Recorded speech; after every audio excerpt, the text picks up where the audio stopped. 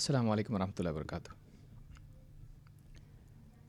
ان الحمد للہ نحمده ونستعینه ونستغفره ونعوذ باللہ من شرور انفسنا ومن سیئات اعمالنا من يهده الله فلا مضل له ومن يضلل فلا هادي له واشهد ان لا اله الا الله وحده لا شريك له واشهد ان محمدا عبده ورسوله اما بعد فان خير الحديث كتاب الله وخير الهدي هدي محمد صلی اللہ علیہ وعلى آلہ وسلم وشر الامور محدثاتها وكل محدثة بدعة وكل بدعة ضلالة وكل ضلالة في النار۔ قال الله تبارك وتعالى وأنزلنا إليك الذكر لتبين للناس ما نزل إليهم ولعلهم يتفكرون۔ قابل احترام اہل علم، میرے محترم دینی بھائیوں اور قابل احترام اور بہنوں، اللہ کے رسول صلی اللہ علیہ وسلم کی احادیث مبارکہ کا سلسلہ امام النووی رحمہ اللہ کی الاربعون النوویہ اس کتاب سے یہ کئی ہفتوں سے جاری ہے، اور ایک ایک حدیث جیسا کہ خود امام النووی نے اور عام اہل علم نے اشارہ کیا ہے، ان احادیث میں سے ایک ایک حدیث دین کے مختلف معاملات میں ایک باب کا درجہ رکھتی ہیں۔ ہر حدیث مستقل ایک باب ہے، ایک اصل ہے، ایک اصول ہے۔ لہٰذا ان احادیث کا گہرائی سے مطالعہ کرنا اور ان میں جو باتیں حکمت کی چھپی ہوئی ہیں، جو احکام اور جو اصول زندگی کے مختلف شعبوں کے اعتبار سے اس میں چھپے ہوئے ہیں، ان کا معلوم کرنا اور ان کو اپنی زندگی میں رائج کرنا اور ان اصولوں کی بنیاد پر اپنے فکر و عمل کو قائم کرنا، یہ ہر مسلمان کے لیے سعادت ہے۔ پچھلے درس میں ہم نے حدیث نمبر 29 شروع کی تھی، حدیث نمبر 29، جس میں بہت ساری باتیں ہیں، لیکن جن میں اخیر میں ایک بات ہے جو بہت اہم ہے، جن کو ساری چیزوں کی اصل کہا گیا ہے، یا ان تمام چیزوں کی بنیاد یا ان کو جمع کرنے والی کہا گیا ہے، اور وہ ہے زبان کی حفاظت۔ تو آج کے اس درس میں اسی حدیث کو ہم شروع کرتے ہوئے آگے بڑھیں گے۔ پچھلے درس میں کچھ حصہ اس کا ہم نے سمجھا تھا، لیکن میں پھر سے اس کا اعادہ کر دیتا ہوں حدیث کا، تاکہ ہم آگے بڑھ سکیں۔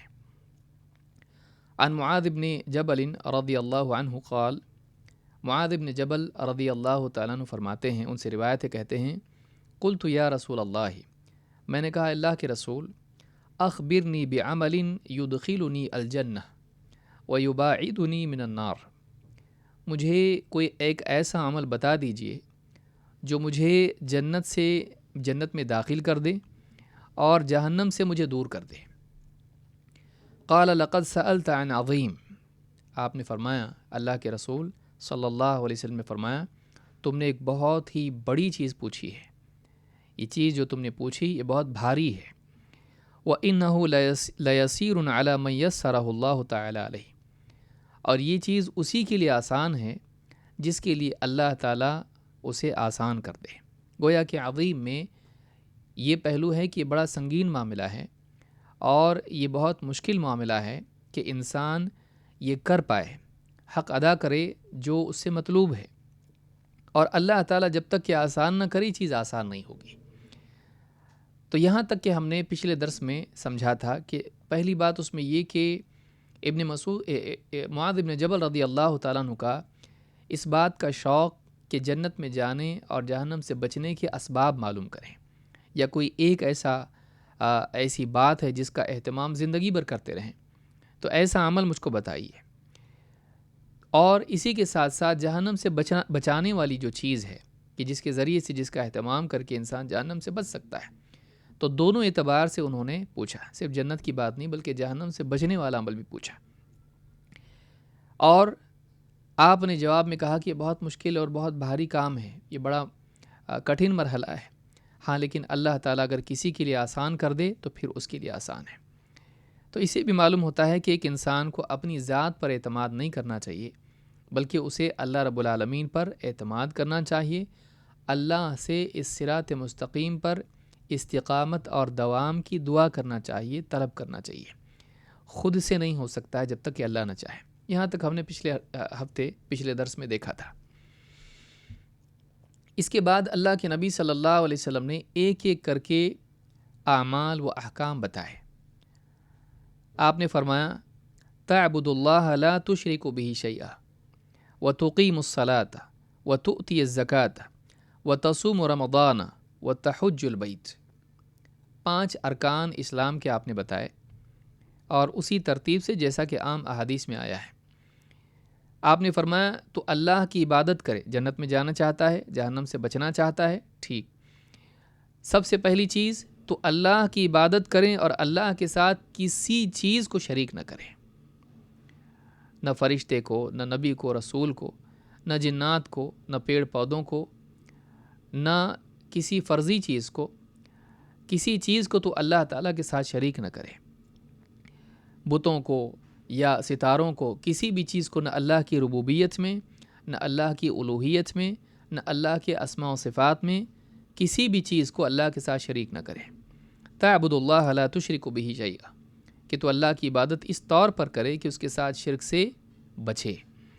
وتقیم الصلاۃ، 2 نماز قائم کرے، 5 وقت کی نمازیں دن رات میں اللہ نے فرض کی ہیں، ان کا اہتمام کرے، فجر، ظہر، عصر، مغرب، عشاء، ان کا اہتمام کرے۔ مرد ہے کے ساتھ لازمی طور پر، عورت ہے تو اپنے گھر میں، اور چاہے تو جماعت میں شریک ہو۔ تو اس طرح سے نماز کا اوقات کی رعایت کرتے ہوئے اور اس کی تمام واجب صفات کا اہتمام کرتے ہوئے اور اس کے علاوہ مستحبات کے اہتمام کے ساتھ نماز قائم کرے، اور اس کے ساتھ زکوٰۃ ادا کرے۔ وتؤتی الزکاۃ، کہ تو زکوٰۃ ادا کرے، سال میں 1 مرتبہ اپنے مال پر 2.5% عموماً سارے اموال میں زکوٰۃ فرض ہوتی ہے، اس کے علاوہ بھی احکام اس کے ہیں، لیکن عموماً یہ قاعدہ ہے۔ تو زکوٰۃ سال میں اپنے مال پر اگر اللہ نے تجھ کو اتنا نصاب کے بقدر مال دیا ہے تو زکوٰۃ بھی اپنے مال کی ادا کرے۔ وتصوم رمضان، اور تو رمضان کے روزے رکھے، سال میں 1 مرتبہ رمضان کا مہینہ آتا ہے، 30 یا 29 دن کا مہینہ ہوتا ہے، تمام روزے رمضان کے رکھے، اگر کوئی عذر نہ ہو تو، مقیم ہو تو، بالغ ہے، کوئی عذر نہیں ہے، مقیم ہے اور تمیز اس میں ہے، پاگل مجنون نہیں ہے، تو اس پر روزے فرض ہیں۔ ہر مسلمان پر جو استطاعت رکھتا ہے رمضان کے تمام روزے فرض ہیں۔ وتحج البیت، اور اللہ کے گھر کا حج کر، اللہ کا گھر کعبہ، مسجد حرام، وہاں جا اور وہ سارے ارکان اور سارے احکام حج کے ہیں، ان کو مراسم کو ادا کر۔ یہ 5 چیزیں ہیں جو آپ نے بتایا کہ اگر جنت میں جانا ہے اور جہنم سے بچنا ہے تو ان 5 چیزوں کا اہتمام کرنا پڑے گا۔ پھر اس کے بعد آپ نے مزید اور کہا ثم قال الا ادلک علی ابواب الخیر، کیا میں تمہیں خیر کے ابواب، دروازے، ان کے بارے میں نہ بتاؤں؟ الصوم جنہ والصدقۃ تطفئ الخطیئۃ کما یطفئ الماء النار وصلاۃ الرجل من جوف اللیل ثم تلا تتجافى جنوبهم عن المضاجع حتى بلغ يعلمون۔ اس کو ہم سمجھنے کی کوشش کریں گے۔ آپ نے 5 احکام بتائے، 5 ارکان اسلام کے بتائے، اور اس کے بعد آپ نے پھر آگے گفتگو شروع کی۔ ان کے بعد آپ نے بتایا الا ادلک علی ابواب الخیر، کیا میں تمہیں خیر کے ابواب نہ بتاؤں؟ کیا تمہاری رہنمائی میں خیر کے دروازوں کی طرف نہ کروں یا خیر کے مسائل کی طرف نہ کروں؟ باب کسی چیز دروازے کو کہتے ہیں، یا ایسی چیز جس کے ذریعے ہم کسی چیز میں داخل ہوتے ہیں تو اس کو باب کہا جاتا ہے۔ ابن رجب رحمہ اللہ فرماتے ہیں لما رتب دخول الجنت علی واجبات الاسلام دلہ بعد ذلك علی ابواب الخیر من النوافل۔ اللہ کے نبی صلی اللہ علیہ وسلم نے جب جنت کے داخل ہونے کو اسلام کے واجبات، لوازمات، جو کمپلسری چیزیں، اوبلیگیٹری چیزیں، فرائض ہیں، جب ان پر مبنی رکھا، ان پر مرتب رکھا، تو اس کے بعد آپ نے نوافل میں سے بھی وہ اعمال ذکر کیے جو بڑے خیر والے ہیں۔ کہتے ہیں کیوں ایسا کیا آپ نے؟ آپ نے فرماتے ہیں فَإِنَّ أَفْضَلَ أَوْلِيَاءِ اللَّهِ هُمُ الْمُقَرَّبُونَ الَّذِينَ يَتَقَرَّبُونَ إِلَيْهِ بِالنَّوَافِلِ بَعْدَ أَدَاءِ الْفَرَائِضِ۔ کہتے ہیں اس لیے کہ اللہ رب العالمین کے جو اولیاء ہوتے ہیں، اللہ کے جو اولیاء ہوتے ہیں، جو اللہ کے مقرب ترین بندے ہوتے ہیں، یہ لوگ فرائض کے ادا کرنے کے بعد نوافل کے ذریعے اور بھی اللہ کا قرب پانے کی کوشش کرتے ہیں۔ وہ فرائض پر رک نہیں جاتے، بلکہ فرائض کے ساتھ ساتھ نوافل کا بھی اہتمام کرتے ہیں۔ لہٰذا آپ نے جب فرائض کا ذکر کیا تو اس کے بعد نوافل کا بھی ذکر کیا۔ کیوں؟ اس لیے کہ نوافل فرائض کے مکملات ہیں۔ فرض میں اگر کہیں کمی رہ جاتی ہے تو اس کی بھرپائی نفل سے ہوتی ہے۔ اگر آدمی فرض ادا کرے لیکن کوتاہی کے ساتھ ادا کرے اور اس کے پاس نفل نہ ہو تو قیامت کے دن ایسا آدمی فرض میں کوتاہی کی وجہ سے جنت سے محروم ہوگا اور جہنم میں چلا جائے گا۔ لہٰذا آپ نے جب فرائض کا ذکر کیا تو فرائض کے ساتھ ساتھ آپ نے نوافل کا بھی ذکر کیا۔ ابن رجب نے جامع العلوم میں یہ بات بیان کی ہے۔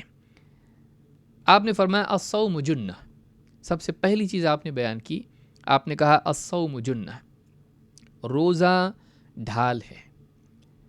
روزہ ڈھال ہے کس اعتبار سے؟ اور یہ اس اعتبار سے بھی آپ نے سب سے پہلے ذکر کیا نوافل میں، اس لیے کہ کردار سازی میں روزے کا بہت بڑا دخل ہے۔ شہوات کو قابو میں رکھنا یہ جہنم سے بچنے کے لیے بہت ضروری ہے، اور جنت صبر کا بدلہ ہے۔ جزاء بما صبرتم فنعم عقبی الدار، فرشتے بھی کہیں گے تم نے صبر کیا، بہت بڑا بدلہ تم کو ملا۔ تو یہ جو بدلہ تمہارا ہے آخرت کا، جنت، یہ صبر کا بدلہ ہے۔ تو آپ نے سب سے پہلے صوم ذکر کیا جو کہ صبر ہے۔ اللہ کے نبی صلی اللہ علیہ وسلم فرماتے ہیں ایک اور حدیث میں، آپ نے فرمایا الصوم جنۃ من عذاب اللہ۔ روزہ ڈھال ہے کا کیا مطلب ہے؟ آپ نے فرمایا روزہ ڈھال ہے اللہ کے عذاب سے۔ لیکن روزہ تو دنیا میں ہوتا ہے، تو اللہ کے عذاب سے کیسے ڈھالے، دنیا میں یا آخرت میں؟ امام صنعانی کہتے ہیں، یہ جو حدیث میں نے ذکر کی امام البیہقی نے شعب الایمان میں ذکر کی اور حدیث صحیح ہے۔ امام صنعانی کہتے ہیں التنویر شرح الجامع صغیر میں، کہتے ہیں وقایۃ فی الدنیا من المعاصی بکسر الشہوۃ وحفظ الجوارح وفی الآخرۃ من النار۔ روزہ ڈھال ہے حال کے اعتبار سے دنیا میں، اس اعتبار سے کہ وہ گناہوں سے روکتا ہے اور شہوتوں کو توڑ کے انسان کے اعضاء کی حفاظت کرتا ہے۔ انسان کی شہوت توڑ دیتا ہے، شہوت ویسے بھی کمزور ہو جاتی بھوکا جب رہتا ہے تو، لیکن اسی طرح سے انسان کو ایک قوت مل جاتی ہے اپنے آپ کو کنٹرول کرنے کی روزے کی وجہ سے۔ شہوتوں پر روزہ غالب آتا ہے اکثر، اور اس کے اعضاء گناہوں سے محفوظ رہتے ہیں۔ تو ایک آدمی کو روزے کے ذریعے سے اس بات کی دن بھر مشق ہوتی ہے، اور رمضان میں تو مہینہ بھر ہوتی ہے۔ تو کہتے ہیں کہ روزہ ڈھال ہے گناہوں سے، ڈھال وقایا بچانا، تو بچاتا ہے گناہوں سے، اور اسی طرح سے وفی الآخرۃ من النار، اور اپنے معال کے اعتبار سے، انجام کے اعتبار سے آخرت میں جہنم سے بچاتا ہے۔ تو جیسے حدیث میں آیا کہ عذاب سے ڈھال ہے، ظاہر بات ہے عذاب کیوں آتا ہے؟ کیا یوں ہی اللہ تعالیٰ کسی کو عذاب دیتا ہے؟ نہیں، بندے کو عذاب ہوتا ہے گناہوں کی وجہ سے۔ اللہ تعالیٰ قرآن کریم میں فرماتا ہے، یعنی اللہ تعالیٰ تم کو عذاب دے کے کیا، ما یفعل اللہ بعذابکم ان شکرتم وآمنتم، اللہ تم کو عذاب دے کر کیا کرے گا؟ اگر تم اللہ کا شکر کرنے والے بن جاؤ، ایمان والے بن جاؤ، اللہ کیوں تم کو عذاب دے گا؟ ایمان اور شکر اگر زندگی میں انسان کے ہو تو وہ اللہ کے عذاب سے محفوظ ہو جاتا ہے۔ ظاہر بات ہے شکر اپنی تمام تفصیلات کے ساتھ ہے کہ دل میں اللہ کو اپنا رب مان کے اس کا شکر ماننا، زبان اللہ کی حمد بیان کرنے والی ہو، اور جسم اللہ تعالیٰ کی تعمیل کرنے والا ہو۔ تو جہنم میں کیوں جاتا ہے؟ گناہوں کی وجہ سے۔ تو دنیا میں روزہ گناہوں سے روکتا ہے تقویٰ پیدا کر کے، اور اس کا لازمی نتیجہ ہے کہ آدمی جہنم سے بچتا ہے آخرت میں۔ تو اس طرح سے روزہ ڈھال ہے۔ تو پہلی بات آپ نے بتائی کہ روزہ ڈھال، اس سے معلوم ہوتا ہے کہ گناہوں سے کوئی آدمی بچنا چاہتا ہے، خاص طور سے شہوت والے گناہ۔ اللہ کے نبی صلی اللہ علیہ وسلم نے بھی ان نوجوانوں کو جو نکاح کرنے کی قدرت نہ رکھیں روزے کی تلقین کی ہے۔ کیوں؟ اس لیے کہ ان شہوات کو کنٹرول کرنا روزے کے ذریعے سے بہت آسان ہوتا ہے۔ چلیے آگے بڑھتے ہیں۔ پھر آپ نے فرمایا وَالصَّدَقَةُ تُطْفِئُ الْخَطِيئَةَ كَمَا يُطْفِئُ الْمَاءُ النَّارَ وَصَلَاةُ الرَّجُلِ مِنْ جَوْفِ اللَّيْلِ۔ آپ نے فرمایا اور صدقہ خطا کو ویسے ہی بجھا دیتا ہے، مٹا دیتا ہے جیسے پانی آگ کو بجھا دیتا ہے۔ پانی سے جیسے آگ بجھ جاتی ہے ویسے ہی خطاؤں کو بجھا دیتا ہے صدقہ۔ اور اسی طرح سے وَصَلَاةُ الرَّجُلِ مِنْ جَوْفِ اللَّيْلِ، اور رات کے وقت میں انسان کا نماز ادا کرنا، تہجد کی نماز، قیام اللیل۔ اور یہاں صدقہ زکوٰۃ سے زائد بیان کیا گیا، یعنی نفل صدقہ ہے۔ نفل صدقہ اور تہجد کی نماز، نفل نماز، یہ دو چیزیں ایسی ہیں جو خطاؤں کو ایسے مٹا دیتی ہیں جیسے آگ پانی کو بجھا دیتی ہے۔ شیخ ابن عثیمین رحمہ اللہ فرماتے ہیں وَالْمَاءُ يُطْفِئُ النَّارَ بِدُونَ تَرَدُّدٍ، اس میں کوئی شک ہی نہیں ہے کہ آگ بلا تردد، بغیر کسی شک کے آگ کو پانی بجھا دیتا ہے۔ اسی لیے اللہ کے نبی صلی اللہ علیہ وسلم نے فشبہ النبی صلی اللہ علیہ وسلم الامر المعنوی بالامر الحسی، تو اللہ کے نبی صلی اللہ علیہ وسلم نے ایک حسی چیز سے معنوی چیز کی تعلیم دی ہے۔ جو چیز ہم دیکھ سکتے ہیں کہ آگ پر پانی ڈال دیا جائے آگ بجھ جاتی ہے، آپ نے اس کی مثال دیتے ہوئے بتایا کہ جیسے آگ بالکل ختم ہو جاتی ہے، اس کا وجود ہی ختم ہو جاتا ہے، غائب ہو جاتی ہے۔ اسی طرح سے دو چیزیں صدقات اور نمازیں، نوافل، یہ انسان کے گناہوں کو مٹا دیتی۔ یہاں آگ کا تذکرہ گناہ کے ساتھ آنا بھی ایک بلاغت ہے اس میں، کیونکہ گناہ ہی تو آگ کا ذریعہ ہے۔ ایک انسان آگ میں کیوں جلے گا؟ گویا کہ یہ آخرت کی آگ کا تو ذریعہ ہیں ہی، لیکن گناہ دنیا میں بھی ایک آگ کی طرح ہے۔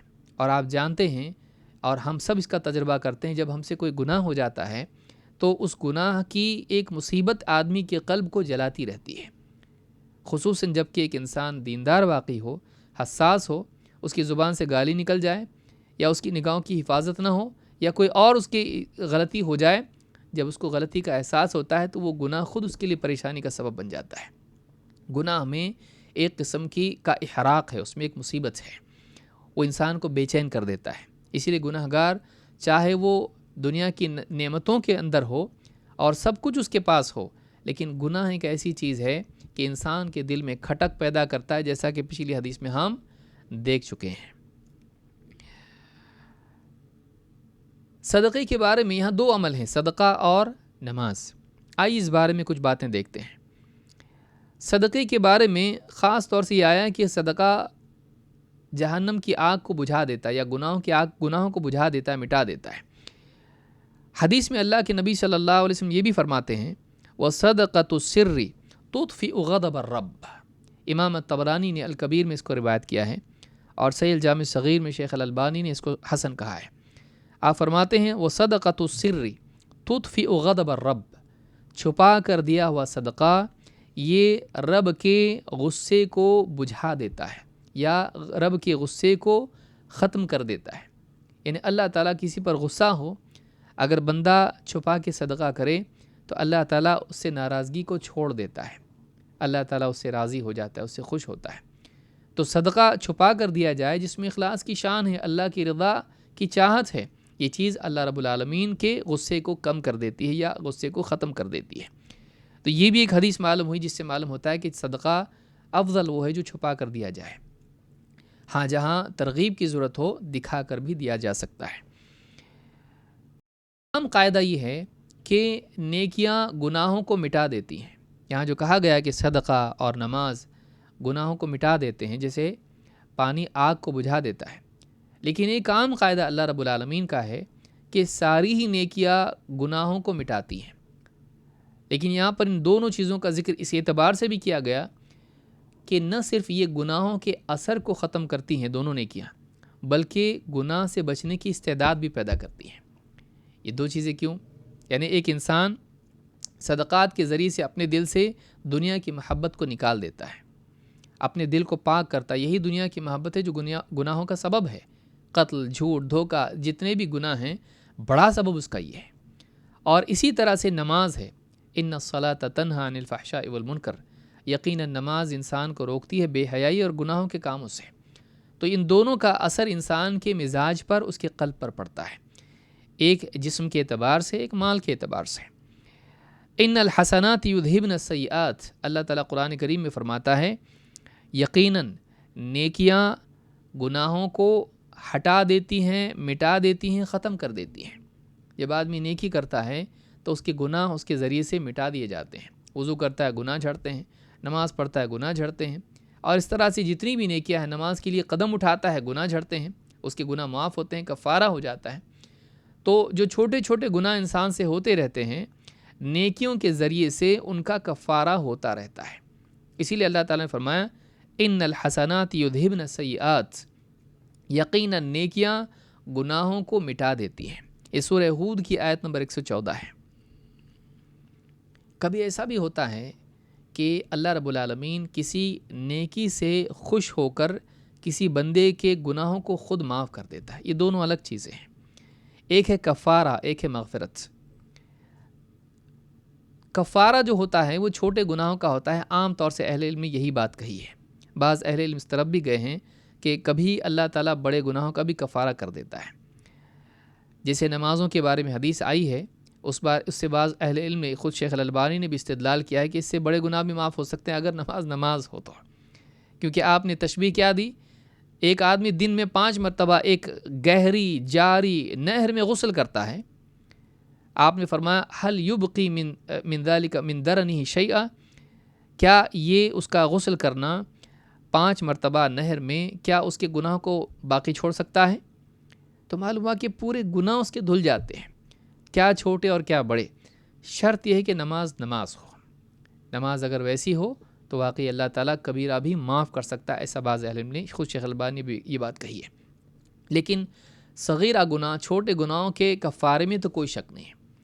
لیکن کبھی ایسا بھی ہوتا ہے کہ اللہ تعالیٰ اپنی طرف سے، اپنے فضل و کرم سے کسی ایک نیکی کی بنیاد پر سارے گناہوں کو بھی معاف کر سکتا ہے۔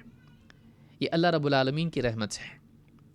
آپ نے کیا نہیں دیکھا کہ وہ ایک زانیہ عورت، ایک بری عورت، اس نے ایک کتے کو پانی پلا دیا، اللہ تعالیٰ نے اس کے سارے گناہوں کو اس ایک نیکی کی وجہ سے بخش دیا۔ ایسی کتنی نیکیاں ہیں حدیثوں میں آئی ہیں کہ اس ایک نیکی کی وجہ سے اس شخص کی مغفرت ہو گئی، وہ جنت میں چلا گیا۔ تو بعض اوقات ایسا ہوتا ہے کہ ایک نیکی بندہ کرتا ہے، اللہ کے نزدیک وہ ایک نیکی اتنی مقبول ہوتی ہے کہ اللہ تعالیٰ اس کی مغفرت کر دیتا ہے، جنت میں ڈال دیتا ہے۔ یہ اللہ کا فضل ہے۔ قاعدہ یہ ہے کہ صغیرہ گناہ معاف ہوتے ہیں انسان کی نیکیوں کے ذریعے سے، اس کا کفارہ بنتی ہے نیکیاں۔ تو یہاں پر 2 باتیں آپ نے ذکر کی، ایک صدقات اور دوسرے نماز۔ اور اس کے بعد میں اللہ کے نبی صلی اللہ علیہ وسلم نے یہ بیان کر کے قرآن کریم کی آیت پڑھی۔ جب آپ نے یہ حدیث بیان کی تو آپ نے اس کے بعد قرآن کریم کی آیت پڑھی۔ وہ آیت کیا ہے؟ تتجافی جنوبہم عن المضاجع، بلکہ اس کے بعد آپ نے نماز کا بھی ذکر کیا کہ رات کے وقت میں انسان نماز پڑھے۔ تو یہ 2 چیزیں ہیں جو نماز اور صدقہ انسان کے گناہوں کا کفارہ بن جاتی ہے۔ یہاں پر آپ نے اس آیت سے استدلال کیا۔ کیا آیت ہے؟ آپ نے فرمایا، قرآن کریم کی آیت پڑھی، تتجافی جنوبہم عن المضاجع یدعون ربہم خوفا وطمعا ومما رزقناہم ينفقون فلا تعلم نفس ما اخفی لهم من قرۃ اعین جزاء بما كانوا يعملون۔ 2 نیکیوں کے اوپر، نماز اور صدقہ، ان 2 نیکیوں کا ذکر کر کے آپ نے آیت سے استدلال کیا، کیونکہ صحابی پوچھ رہے ہیں اللہ کے رسول جنت میں جانے کا ذریعہ کیا ہے، کیسے جنت میں جاؤں گا میں؟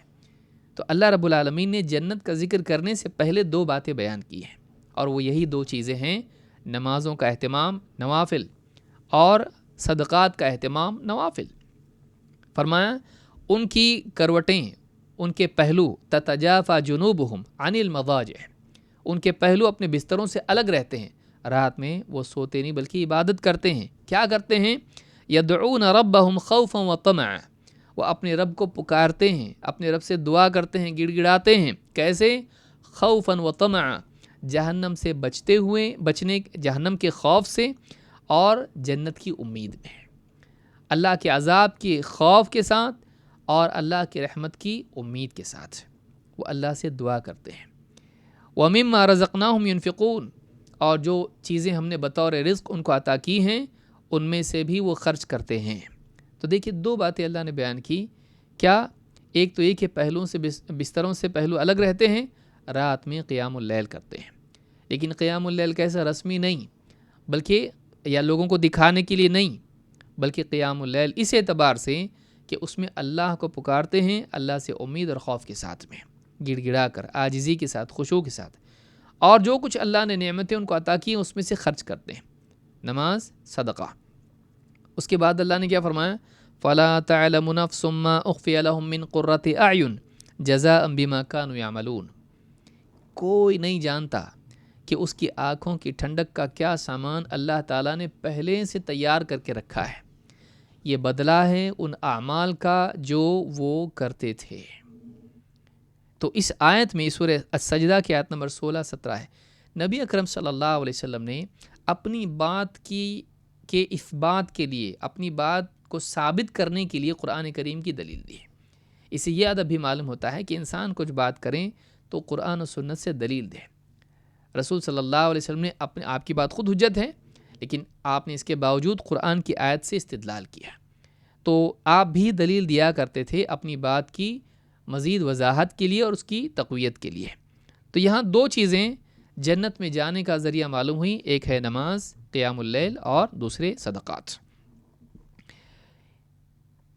اس کے بعد آپ صلی اللہ علیہ وسلم نے تین چیزیں بیان کی، تین اہم ترین چیزیں بیان کی. آپ نے فرمایا اب یہ پہلا حصہ ہوا فرائض، اس کے بعد تین چیزیں روزہ، نماز اور صدقات، یہ نوافل آپ نے ذکر کیے، صالحین کی صفات میں سے بیان کیا. اس کے بعد اور اللہ نے بھی صالحین کی صفات ہی میں ان دونوں چیزوں کو ذکر کیا ہے. اس کے بعد آپ نے تین اونچائی والے ذریعے امت کے، مسلمانوں کے غلبے کے اسباب میں سے کچھ چیزیں بیان کی ہیں. آپ نے فرمایا الا اخبرک برأس الامر وعمودہ وذروۃ سنامہ، کیا میں تمہیں نہ بتاؤں دین کی اصل، جڑ، اور وعمودہ، دین کا ستون، وذروۃ سنامہ، اور میں کیا تجھے یعنی اونچی چوٹی کے بارے میں نہ بتاؤں دین کے، یعنی دین کی اونچائی کی چوٹی اس کے بارے میں نہ بتاؤں. آئیے دیکھتے ہیں تین چیزیں کیا ہیں. نمبر 1 رأس الامر، دوسرا یعنی دین کا عمود، اور 3 ذروۃ سنامہ، تین چیزیں. نمبر 1 کہا رأس الامر الاسلام. آپ نے فرمایا دین کی اصل یا دین کی جڑ یہ اسلام ہے. دین ہی اسلام ہے تو اس کی جڑ اسلام کیا مطلب ہوا؟ شیخ ابن عثیمین رحمہ اللہ فرماتے ہیں امر الانسانی الذی من اجلہ خلق. یہاں امر سے مراد کیا ہے؟ امر سے مراد وہ مقصد ہے جس کے لیے اس کو پیدا کیا گیا ہے. وما خلقت الجن والانس الا لیعبدون. یا اسی طرح سے انسان کو دنیا میں آزادی دی تاکہ وہ عمل کرے، یعنی اللہ تعالیٰ دیکھے کہ کون اعمال میں بہتر ہے. الذی خلق الموت والحیات لیبلوکم ایکم احسن عملا. تو انسان کا عمل، اس کی کوشش، اس کی یعنی مقصد حیات، اس کی جڑ کیا ہے؟ اس کی جڑ اسلام ہے. تو جس چیز کی وجہ سے انسان کو پیدا کیا گیا ہے اس میں اصل بنیاد اسلام ہے. اسلام کے بغیر انسان کی جنت پانے کا کوئی یعنی سوال ہی پیدا نہیں ہوتا ہے. کہتے ہیں کہ امر الانسان الذی خلق من اجلہ خلق رأسہ الاسلام ای ان یسلم للہ تعالی ظاہرا و باطنا بقلبہ و جوارح. دین کی اصل جڑ اسلام ہے کا مطلب یہاں استسلام ہے کہ وہ فرما بردار بن جائے، ظاہراً و باطناً، اندر سے بھی فرما بردار ہو، منافقین کی طرح نہیں کہ نمازوں میں شریک ہو رہے ہیں، جنگوں میں جا رہے ہیں، سب کچھ کر رہے ہیں، اندر سے نہیں ہے، بلکہ اندر سے بھی اللہ کے دین کو اپنائیں، قلب کی سطح پر بھی وہ مسلمان ہو اور عملی زندگی میں بھی اس کا اظہار ہو، تو ظاہر و باطن میں اپنے آپ کو اللہ کے تابع کر دے، ان یسلم للہ تعالی ظاہرا و باطنا بقلبہ و جوارح، کہ قلب اور اعمال اقوال سب میں اللہ تعالیٰ کے حکم کا پابند بن جائے۔ شیخ عثیمین یہ کہتے ہیں۔ بعض روایات میں اس کی تفصیل بھی آئی ہے۔ مثلا امام احمد نے ایک روایت نقل کی ہے، اس میں اللہ کے رسول صلی اللہ علیہ وسلم اسی حدیث کا دوسرا طریق ہے، اسی روایت کا دوسرا طریق ہے، آپ فرماتے ہیں ان رأس هذا الامر ان تشهد ان لا الہ الا اللہ وحدہ لا شریک لہ وان محمدا عبدہ ورسولہ۔ امام احمد نے اس کو روایت کیا ہے۔ آپ فرماتے ہیں اس دین کی اصل یہ ہے کہ تو اس بات کی گواہی دے کہ اللہ کے سوا کوئی عبادت کے لائق نہیں، وہ اکیلا ہے، اس کا کوئی شریک نہیں، اور محمد صلی اللہ علیہ وسلم اللہ کے بندے اور اس کے رسول ہیں۔ یہ پورے دین کی اصل ہے۔ کیوں؟ اس لیے کہ اسی کے ذریعے آدمی اسلام میں داخل ہوتا ہے اور اسی کے تابع پورا اسلام ہے۔ دین کی اصل بنیاد کیا ہے؟ توحید اور اتباع۔ جیسے شیخ عثیمین نے کہا کہ کس وجہ سے پیدا کیا گیا ہے؟ اللہ کی عبادت کے لیے، لیکن عبادت کے دو پہلو ہیں، ایک کس کی عبادت کرے، دو کیسے عبادت کرے۔ لا الہ الا اللہ اور محمد الرسول اللہ، یہ دو جو جملے ہیں شہادتین میں، دو چیزیں جو مانی جاتی ہیں، یہ ان دونوں پہلوؤں کو جمع کر لیتے ہیں۔ کس کی عبادت؟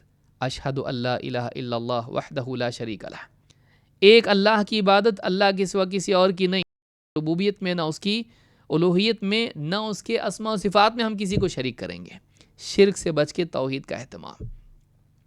واشہد ان محمدا عبدہ ورسولہ، کہ میں محمد صلی اللہ علیہ وسلم کے بارے میں گواہی دیتا ہوں کہ آپ اللہ کے بندے اور اس کے رسول تھے، یعنی آپ ایک عام انسان نہیں تھے، آپ اللہ کے رسول تھے، اللہ نے آپ کو چنا اور اپنا دین آپ کو دیا تاکہ سارے لوگوں تک پہنچائیں، تاکہ لوگ اس پر چلیں اور جنت میں جائیں، دنیا میں اللہ کے قریب ہوں اور آخرت میں جنت میں داخل ہوں۔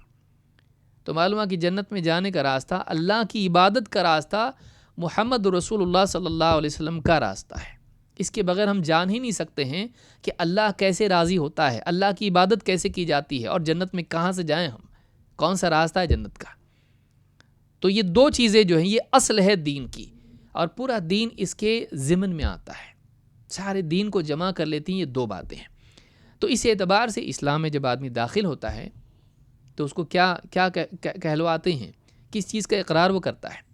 اشہد ان لا الہ الا اللہ و اشہد ان محمد رسول اللہ، انہی دو چیزوں کا اقرار کرتے ہیں۔ تو کہا کہ رأس الامر الاسلام، دین کی جڑ اسلام ہے، یعنی یہ دو کلمے ہیں یا شہادتین ہیں، اور اسلام میں داخل ہونا یہ کامیابی یہاں سے شروع ہوتی ہے۔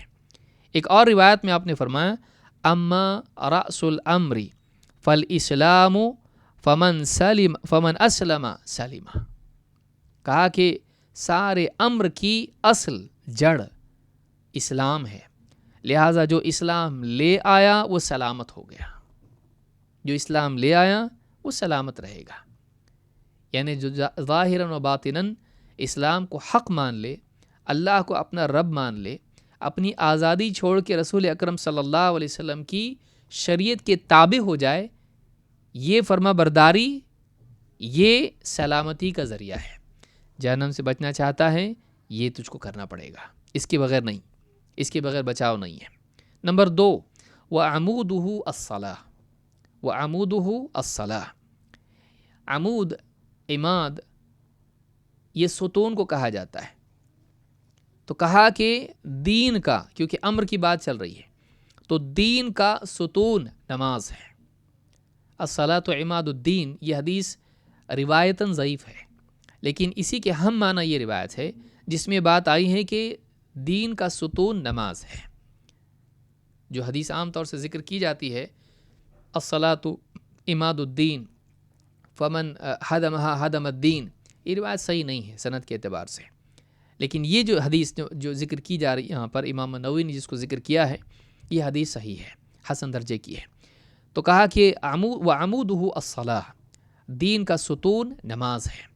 شیخ ابن عثیمین رحمہ اللہ فرماتے ہیں ای عمود الاسلام الصلوات والمراد بها الصلوات الخمس وعمود الخیمة ما تقوم علیہ وَإِذَا أُزِيلَ سَقَطَتْ. یعنی جو خیمہ ہوتا ہے، ٹینٹ ہوتا ہے، اس کے لیے یعنی قائم رکھنے کے لیے کچھ ہوتا ہے، اس میں جیسے کھمبا ہوتا ہے یا عمارتیں اس میں ستون ہوتے ہیں. اگر پلر آپ ہٹا دیں تو پوری چھت گر جائے، عمارت ڈھہ جائے. تو جیسے عمارت کے لیے ستون ہوتا ہے، اسی طرح سے دین کے لیے نماز ہے. جو نماز کو ڈھا دیں اس نے دین کو ڈھا دیا. تو معنی کے اعتبار سے بات اپنی جگہ ہے کہ دین ٹکا ہوا ہے نماز کے اوپر. نماز کو ضائع کر دینا دین کو ضائع کرنا ہے. تو کہا کہ دین کا عمود نماز ہے، دین کا ستون نماز ہے. وذروۃ سنامہ الجہاد، اور یعنی دین کی سب سے اونچی چوٹی یہ جہاد ہے. دین کی سب سے اونچی چوٹی یہ جہاد ہے.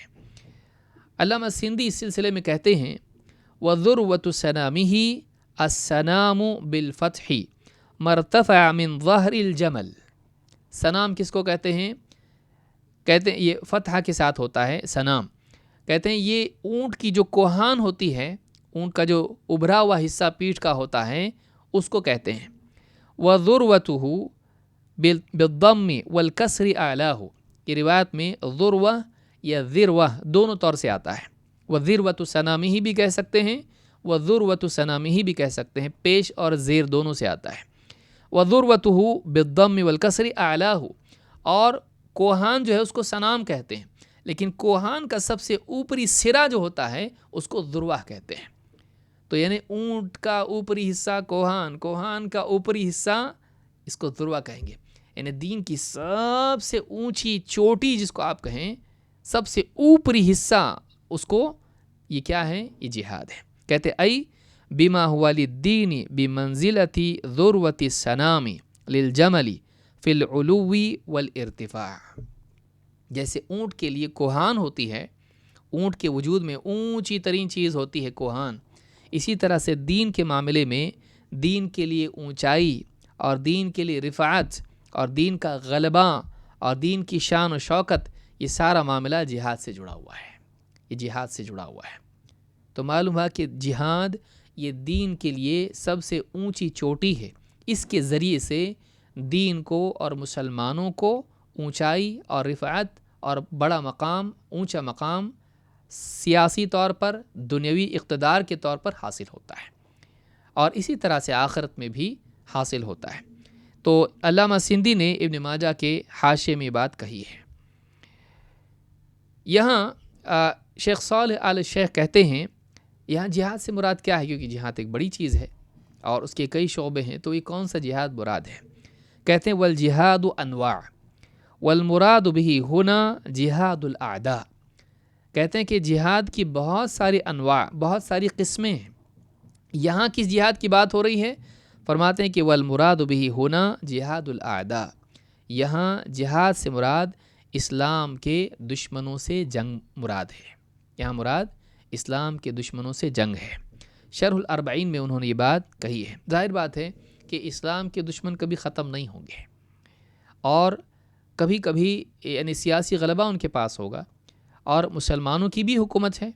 اگر دونوں کے درمیان اگر کچھ اس طرح کے مسائل ہوتے ہیں تو مسلمانوں کا امیر، مسلمانوں کا حاکم، مسلمانوں کا خلیفہ اگر ان کے خلاف اقدام کرتا ہے تو پھر مسلمانوں کے لیے کبھی یعنی فرض کفایہ کے طور پر اور کبھی فرض عین کے طور پر یہ لازم ہو جاتا ہے، اور اس کے ذریعے سے مسلمانوں کو شان و شوکت نصیب ہوتی ہے. تاریخ میں سبھی مانتے آئے اس کو.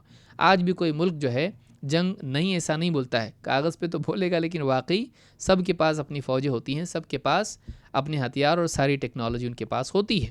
تو اسلام اور مسلمانوں کے لیے بھی یہ ذریعہ ہے. اگرچہ اس کے علاوہ بھی اسلام میں جہاد کی قسمیں ہیں، لیکن یہ بھی ایک قسم، اور یہاں وہی مراد ہے. یہاں جنگ والا جہاد مراد ہے. قیامت تک یہ اسلام کی اصطلاحات سے ختم نہیں کیا جا سکتا. دیکھیے دو باتیں یاد رکھیں.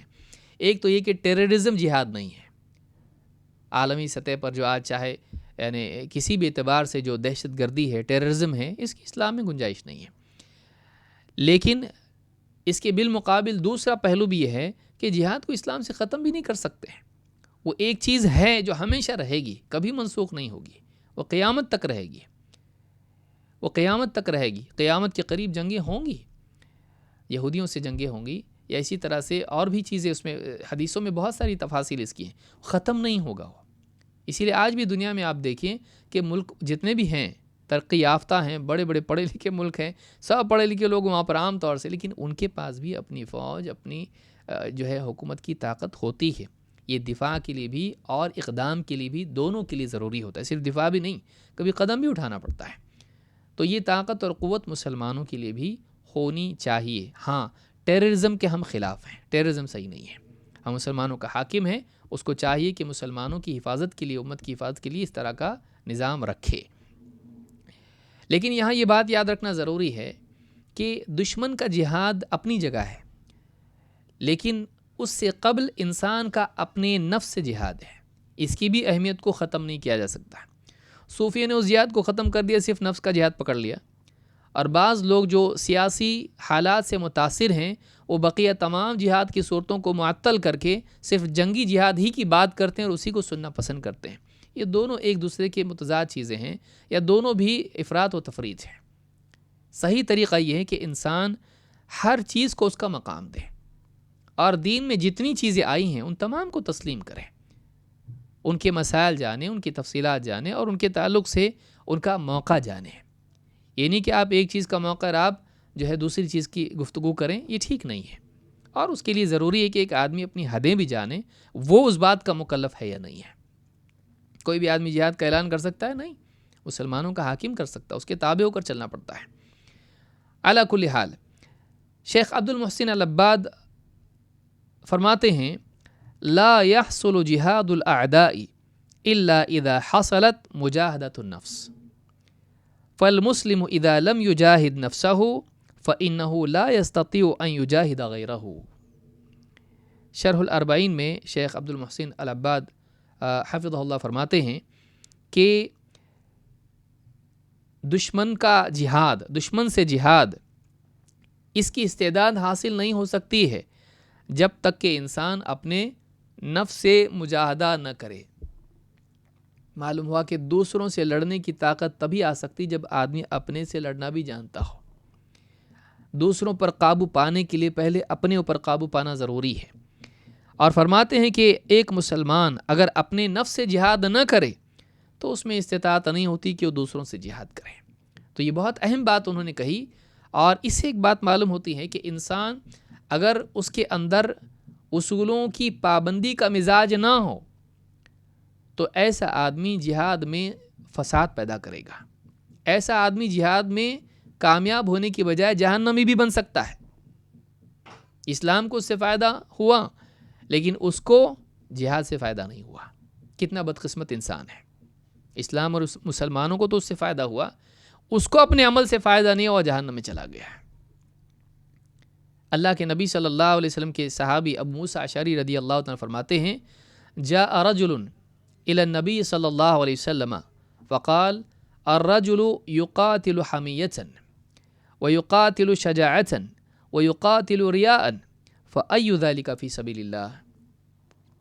ایک آدمی اللہ کے نبی صلی اللہ علیہ وسلم کے پاس آیا، کہا ایک آدمی جنگ کرتا ہے، قتال کرتا ہے حمیت کی وجہ سے، اپنے قبیلے کی طرف سے یا اپنی قوم کی طرف سے لڑتا ہے حمیت کی وجہ سے، اور وہ قتال کرتا ہے شجاعت کی وجہ سے، میں بہادر ہوں، میرا کام لڑنا ہے، وی آر واریئرس، تو اس لیے لڑتا ہے، یا وہ یقاتل ریاء، یا دکھاوے کے لیے لڑتا ہے، لوگوں کو دکھانا چاہتا ہے کہ میں کتنا بہادر ہوں اور میں کتنا پاورفل ہوں، میرے پاس کتنی مہارت ہے جنگ کی۔ فأی ذلک فی سبیل اللہ، کہا کہ ان میں سے کون ہے جو اللہ کے راہ میں ہے، کون اللہ کے راستے میں ہے؟ قال من لتکون کلمۃ اللہ ہی العلیٰ فہو فی سبیل اللہ۔ آپ نے فرمایا جو اس لیے لڑا کہ اللہ کا کلمہ اونچا ہو، غالب ہو، وہی اللہ کے راستے میں ہے۔ جو توحید کے غلبے کے لیے لڑا وہ اللہ کے راستے میں، اپنی ذات کے لیے لڑنے والا اللہ کے راستے میں ہے ہی نہیں. وہ مرا بھی تو اللہ کے راستے میں نہیں مرے گا، چاہے قتل ہو، وہ اللہ کی راہ ہی میں نہیں تو اس کو شہید اور وہ سارا مرتبہ نہیں ملے گا اللہ کے پاس. کیوں؟ اس لیے کہ اس کا تزکیہ نفس نہیں ہوا ہے. وہ قوم کے لیے لڑ رہا ہے، وہ اپنے قبیلے کے لیے لڑ رہا ہے، وہ اپنے لیے لڑ رہا ہے، دکھاوے کے لیے لڑ رہا ہے، مال کے لیے لڑ رہا ہے. بعض روایتوں میں یعنی یلتمس الاجر و ذکر کا بھی لفظ آیا ہے. وہ دونوں چیزیں چاہتا ہے، اجر بھی چاہتا ہے اور نام بھی چاہتا ہے. نہیں، خالص اللہ کے لیے. معلوم ہے کہ اخلاص پیدا ہونا یہ شیطان اور نفس سے لڑنے کا نتیجہ ہے. جب تک آدمی اخلاص کے ساتھ جہاد نہیں کرے گا وہ آدمی جہنم میں جائے گا. اسی لیے قیامت کے دن ایک آدمی قتل ہوا ہوگا، اس کو لایا جائے گا، اللہ تعالیٰ اپنی نعمتیں اس کو گنوائے گا، وہ ان کا اعتراف کرے گا. اللہ تعالیٰ اس سے پوچھے گا کیا حق ادا کیا میری نعمتوں کا، یہ سارے انعامات تجھ پر میں نے کیے، کیا حق ادا کیا اس کا؟ وہ کہے گا اللہ تیرے لیے لڑا اور قتل ہوا. کہا جھوٹ بولتا ہے، تو جھوٹ بولتا ہے، تو اس لیے لڑا تاکہ تجھ کو لوگ بہادر کہیں، تجھ کو بہادر کہیں، اس لیے لڑا تو. اور تو کہلوایا جا چکا، تو شہید یعنی تو اس لیے لوگوں کو دکھانے کے لیے لڑا، لوگوں کی تعریف کے لیے لڑا، تو کہلوایا جا چکا. اب اس کو اٹھا کے جہنم میں منہ کے بل گھسیٹ کر جہنم میں پھینک دیا جائے گا. معلوم ہوا کہ ایک آدمی اگر باہر کی جنگ جیتے لیکن اندر کی جنگ نہیں جیتے، وہ اپنے نفس پر قابو نہ پا سکے، نفس سے جنگ میں ہار جائے، ایسا آدمی باہر کی جنگ جیت کے بھی خطرے میں ہے، باہر کی جنگ جیت کے بھی خطرے میں ہے. اسی لیے شیخ عبد المحسن العباد حفظہ اللہ نے جو بات کہی ہے بہت اہم ہے، اور اس سے یہ بات معلوم ہوتی ہے کہ علماء جو کہتے ہیں کہ ضروری ہے کہ ہم اپنے آپ اپنی اصلاح کریں، اپنی اصلاح کریں، ہم بہتر انسان بنیں. بعد کے مراحل سب آسان ہو جاتے ہیں، لیکن ایک آدمی بیٹھ کر لوگوں سے گپ شپ کرتا رہے اور یہی باتیں کرتا رہے سیاسی اور جنگ والی اور سب اس طرح کی، اور باقی ساری چیزوں کو چھوڑے رکھے، ایسا آدمی غلطی پر ہے، ایسا آدمی غلطی پر ہے. آگے بڑھتے ہیں. اب آپ نے پہلے ارکان اسلام ذکر کیے، پھر نوافل کا ذکر کیا، روزہ، نماز اور اسی طرح سے صدقات. پھر اس کے بعد آپ نے بعض چیزیں ذکر کی جس کے ذریعے سے مسلمانوں کے لیے اور امت کے لیے، اسلام کے لیے رفعت ہے. آپ نے ان چیزوں کا ذکر کیا. پھر یعنی شہادتین کا اقرار، توحید اور اتباع 1، 2 نماز کا اہتمام جو دین کا ستون ہے، اور 3 جہاد، اس کا ذکر آپ نے فرمایا جس میں مسلمانوں کی رفعت ہے دنیا اور آخرت کے اعتبار سے. اس کے بعد آخری چیز آپ نے بیان کی جو چوتھی چیز ہے. ثم قال الا اخبرک بملاک ذلک کلیہ، کیا میں تمہیں ایک ایسی چیز نہ بتاؤں جو ان سب چیزوں کی جامع ہے، یا ان سب چیزوں کی جڑ ہیں، یا جس سے یہ سب چیزیں مل سکتی ہیں؟ قلت بلا یا رسول اللہ، کہا کہ اللہ کے رسول ضرور بتائیے. فاخذ بلسانہ، آپ نے زبان پکڑی. قال کف علیک ھذا، اس کو روکے رکھ، اس کو روکے رکھ. قلت یا نبی اللہ وَإِنَّا لَمُؤَاخَذُونَ بِمَا نَتَكَلَّمُ بِهِ. معاذ بن جبل رضی اللہ عنہ کہتے ہیں، میں کہا اللہ کے رسول، اے اللہ کے نبی، جو بات کرتے اس پہ بھی ہماری پکڑ ہوگی؟ ہم جو زبان سے بات کرتے ہیں اس پر بھی ہماری پکڑ ہوگی اللہ کے ہاں؟ فقال ثقلتک امک، کہا تجھ کو تیری ماں گم کر دے. یہ عربوں کے استعمال میں چیز تھی کہ تجھ کو تیری ماں کھو دے، تجھ کو تیری ماں گم کر دے. وَهَلْ يَكُبُّ النَّاسُ فِي النَّارِ عَلَى وُجُوهِهِمْ أَوْ عَلَى مَنَاخِرِهِمْ إِلَّا حَصَائِدُ أَلْسِنَتِهِمْ، کہا کہ کیا لوگوں کو جہنم میں لے جانے والی چیز جو ناک یا منہ کے بل یا ناک کے بل گھسیٹ کے لے جانے والی چیز ان کی زبان کی کٹی ہوئی فصل نہیں تو اور کیا ہے؟